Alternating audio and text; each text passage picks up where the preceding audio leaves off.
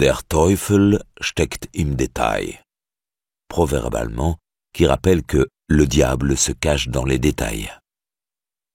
Un soir de printemps, peu après 19 heures.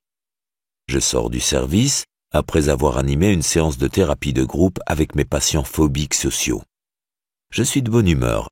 La séance s'est bien passée, nous avons bien travaillé, les patients progressent. Je m'approche de mon scooter sur le parking du service.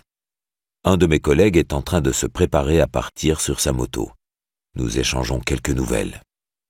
Après avoir pris mon casque dans le coffre du porte-bagages, j'y dépose mon cartable et je le ferme à clé. Machinalement, après avoir retiré la clé, je vérifie d'un petit geste que le coffre est bien fermé. Ce mouvement discret n'a pas échappé à l'œil vigilant de mon confrère. Nous sommes tout de même dans un service de psychiatrie. Il en profite pour me chambrer gentiment. « Et alors, c'est quoi cette petite manie de vérification?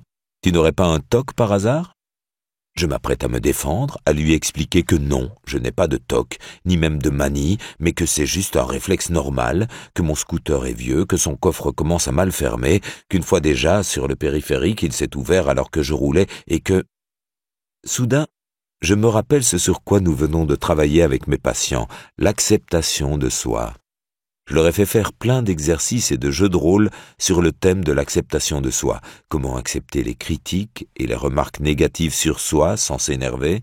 Comment demander, au contraire, davantage de précision? Comment ne pas céder à ce premier mouvement qui nous pousse, comme par réflexe, à nous justifier, à nous défendre? Et là, sur une remarque anodine et à propos d'un geste bien réel, je me prépare à me défendre. Ah! Ces thérapeutes qui ne font pas pour eux-mêmes ce qu'ils recommandent à leurs patients.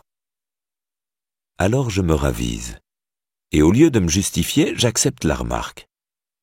Oui, c'est drôle, je ne fais même plus attention à ce petit réflexe. Tu as l'œil, dis donc.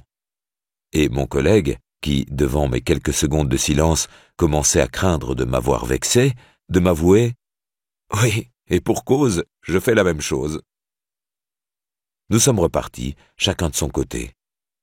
Mais l'histoire n'est pas finie pour moi. Tout en roulant, je continue de réfléchir à ce tout petit moment, qui, comme beaucoup de moments de notre quotidien, peut être lu de deux manières. En négatif, pas facile de changer, si même un psychiatre exercé à l'acceptation de soi peut se laisser ainsi piéger. En positif, il est si simple de changer, inutile de s'attaquer à d'énormes objectifs, de toutes petites choses font l'affaire.